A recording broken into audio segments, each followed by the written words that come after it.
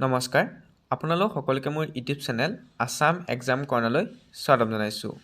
ডিব্ৰুগড় ইউনিভাৰ্চিটিৰ যি post graduate entrance test আছিল সেই এণ্ট্ৰেন্স টেষ্টৰ ইতিমধ্যে নটিফিকেশ্যন আউট হৈছে। আজি আপোনালোকক মই কেনেকৈ অনলাইন এপ্লাই কৰিব সেই বিষয়ে জনাম। প্ৰথমে আপোনালোকে ডিব্ৰুগড় ইউনিভাৰ্চিটি গুগলত চাৰ্চ কৰাৰ পিছত যিটো লিংক ওলাব প্ৰথমত তাত ক্লিক কৰিব। ক্লিক কৰি দিয়াৰ পিছতে তললৈ স্ক্ৰল ডাউন কৰি আহি থাকিব। তললৈ স্ক্ৰল ডাউন কৰাৰ পিছত আপোনালোকে দেখিব এনেকৈ DUPGET 2024 পৰ্টেল আৰু BEdৰ পৰ্টেল অপেন হ'ল। BEdৰ যদি এতিয়ালৈকে আপোনালোকে অনলাইন এপ্লাই কেনেকৈ কৰা হয় নাই চোৱা তেতিয়াহ'লে আপোনালোকে ডেছক্ৰিপশ্যনত লিংক দিয়া হৈছে, আপোনালোকে চাব পাৰিব।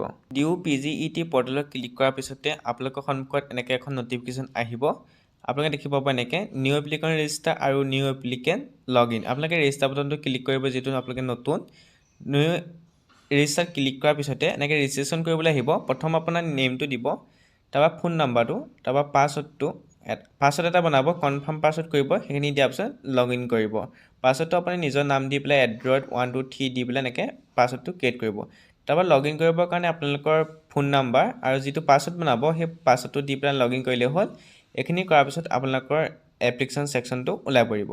প্ৰথম আহিব নটিফিকেশ্যন ছেকশ্যন।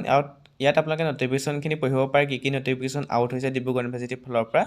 তাৰপিছত যি এপ্লিকেশ্যন ফৰ্ম ফিল আপ দেখিছে তাত ক্লিক কৰিব। ইয়াত দুখন ফৰ্ম দেখিব, এখন DUPGET আৰু এখন BEdৰ। আপুনি যিহেতু DUPGET দিব, গতিকে তাত যিটো এপ্লাই আছে এপ্লাই বাটনটো ক্লিক কৰিব। আপুনি কোনটো ছাবজেক্টত এপ্লাই কৰিব বিচাৰে সেই ছাবজেক্টটো এগেইনষ্টত এপ্লাই বাটনত ক্লিক কৰিব লাগিব। সকলো ছাবজেক্ট ইয়াত দি দিয়া হৈছে।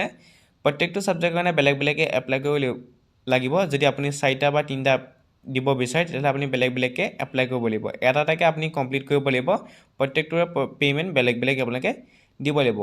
গতিকে মই ইয়াত আপোনালোকৰ এটা ছাবজেক্ট দেখুৱাই দিছোঁ। ইয়াত লাইফ চায়েন্স জুলজিকে দেখুৱাই দিছোঁ। প্ৰথম আহিব বেছিক ইনফৰ্মেশ্যন, আপোনাৰ নাম থাকিবই। তাৰপিছত আপোনালোকৰ জেণ্ডাৰ, আপুনি ইয়াৰ পৰা নিজৰ জেণ্ডাৰটো চিলেক্ট কৰিব, মেল ফিমেল যি হয় আপুনি ইয়াৰ পৰা চিলেক্ট কৰি ল'ব। তাৰপৰা আহিলে আপোনালোকৰ ৰিলিজিয়নটো আপুনি চিলেক্ট কৰিব। হিন্দু হ'লে হিন্দু, ইছলাম, খ্ৰীষ্টান যি হয় দিব। কাষ্টটো দিব ইয়াত আপোনালোকৰ জেনেৰেল, SC ST যি হয় দিব। তাৰপিছত আহিলে কমিউনিটিৰ ক্ষেত্ৰত আপোনালোকৰ OBC হ'লে কমিউনিটি আহে। কোচ ৰাজবংশী, চুতীয়া, সোণোৱাল কছাৰী যি হয় আপুনি ইয়াত দিব পাৰে, নহ'লে নালাগে দিব। নেশ্যনেলিটি আপুনি ইয়াৰ পৰা নিজে ইণ্ডিয়ান বুলি লিখাই থাকিব, তথাপি দি দিব। আৰু পাৰ্মানেণ্ট ৰেচিডেণ্ট অফ আছাম দি দিব, য়েছ ক'ব। DSC ইউনিক আইডি আপুনি ক্ৰিয়েট কৰিব। যদি DSC ইউনিক আইডি যিহেতু আছে আপোনালোকৰ গ্ৰেজুৱেশ্যনত লেভেলত থাকিব লাগে, আৰু ABCD ID যিহেতু দুটা আছে থাকেই, আপোনালোকে এই দুইটা ID ইয়াত পুট কৰিব লাগিব। নহ'লে যি ক্লিকহে দিছে তাত ক্লিক কৰি আপোনালোকে নতুনকৈ ক্ৰিয়েট কৰিব লাগিব। ফটো আপুনি চুজ ফাইল কৰি ফটো দিব। ফটোখন আপোনালোকে এখন লৈ ল'ব। ছিগনেচাৰ আপুনি দিব লাগিব এনেকৈ চুজ ফাইল কৰি। তাৰপিছত আহিলে এক্সামিনেশ্যন চেণ্টাৰ, আপুনি ইয়াৰ পৰা এক্সামিনেশ্যন চেণ্টাৰ চিলেক্ট কৰিব লাগিব। প্ৰথম আপোনালোকৰ এক্সামিনেশ্যন চেণ্টাৰ চিলেক্ট কৰিবলৈ দিব, তাৰপিছতে ভেন্যুখিনি দিয়া হ'ব। ভেন্যুখিনি আপোনালোকৰ এক্সামৰ আগত কোৱা হ'ব ক'ত ক'ত ভেন্যু দিয়া হ'ব, অৰ্থাৎ ঠাইখিনি। এতিয়া আপোনালোকে অকল এক্সামিনেশ্যন চেণ্টাৰখিনি চিলেক্ট কৰিব দিছে। ছেভ এণ্ড নেক্সট বটনত ক্লিক কৰাৰ পিছত বেছিক ইনফৰ্মেশ্যনটোত আহিব। ইয়াত আপোনালোকৰ ফাদাৰ্ছ নেম, মাদাৰ্ছ নেম এইখিনি আপুনি দিব লাগিব। গাৰ্জেন নামখিনি দিব লাগিব। গাৰ্জেন অকুপেশ্যন দিব লাগিব। গাৰ্জেনৰ এড্ৰেছ দিব লাগিব। গাৰ্জেনৰ কণ্টেক্ট নম্বৰ দিব লাগিব। আৰু মেৰিটেল ষ্টেটাছ আপোনাৰ মেৰিটেল ষ্টেটাছটো মেৰিট নে আনমেৰিট দিব লাগিব। গাৰ্জেন কণ্টেক্ট নম্বৰ বেলেগ হ'ব লাগিব, নিজৰ কণ্টেক্ট নম্বৰ লগত মিলিলে নহ'ব। এনুৱেল ইনকামটো দিব।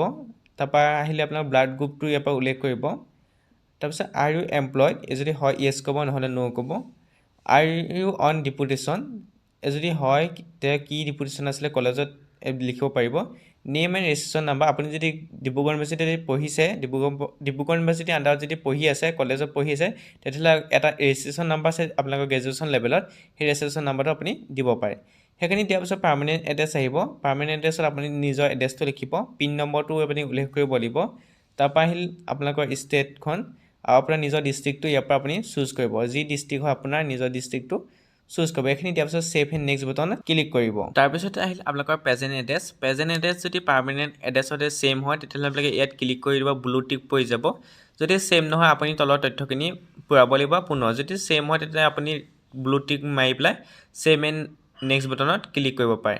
তাৰপৰা আহিলে একাডেমিক ডিটেইলছত আপোনাৰ SLC দিব লাগিব। ইয়াত বৰ্ড উল্লেখ কৰিব সেৱা বুলি, ৰোল নম্বৰ, ইয়েৰ অফ পাছিংটো উল্লেখ কৰিব, আৰু ছাবজেক্ট কি আছিল আপোনালোকৰ ক্লাছ 10ত সেই সকলো ছাবজেক্ট আপুনি ইয়াত ভৰাব লাগিব। ক্লাছ ডিভিজন কি পাইছিলে, পাৰ্চেণ্টেজ কিমান পাইছিল দিব লাগিব। SLC ক্ষেত্ৰতো আপুনি সেইখিনি দিব লাগিব, board, Assam higher secondary, roll number, passing year, subject কি লৈছিলে SSত, আৰু ডিভিজন যি পাইছিলে সকলো উল্লেখ কৰিব লাগিব।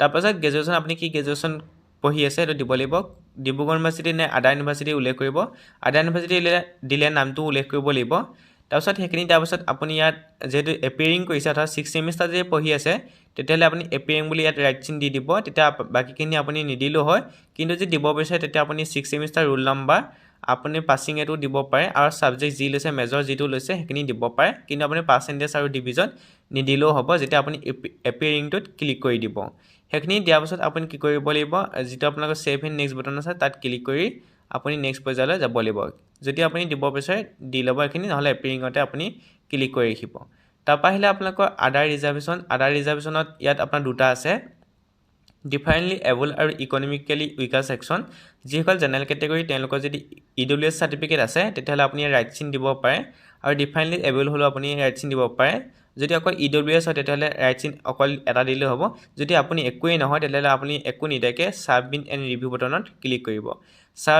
সাবমিট এণ্ড ৰিভিউ বটনত আপোনাৰ গোটেই ফৰ্মখন লাইভ পৰিব ইয়াত আপুনি চাই ল'ব বেসিক ইনফৰমেশনৰ পৰা সকলো দিয়া থাকিব যদি ভুল থাকে আপুনি এডিট কৰিব যদি ভুল নাই আপুনি পেমেন্ট কৰি ফৰ্মখন সাবমিট কৰি দিব পাৰিব